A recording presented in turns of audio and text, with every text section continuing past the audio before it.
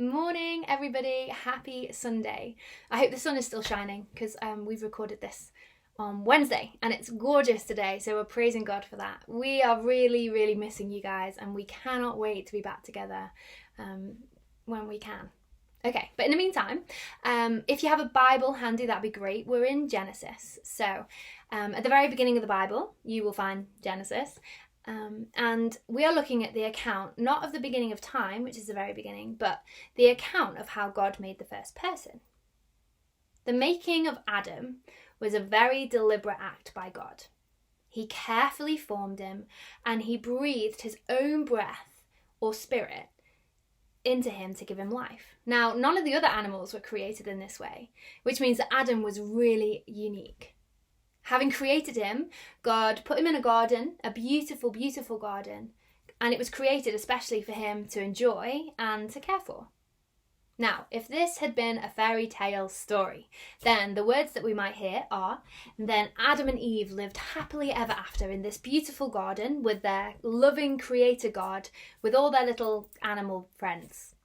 But, sadly, they are not the words that we hear. God had put a tree in the garden, and it was called the tree of knowledge, and this tree had a huge warning with it, that Adam and Eve shouldn't eat any of the fruit, because the consequences of eating the fruit meant that death would become part of life. God created Adam and Eve with their own minds and wills. They had the freedom to make their own choices and decisions. So, when Satan enters the scene, in disguise of a friendly snake, what would they do?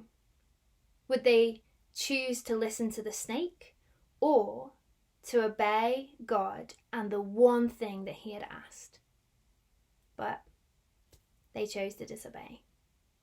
Imagine how disappointed God must have been. He had given them everything, and the one thing he asked of them not to do, they did. But God still provided for them.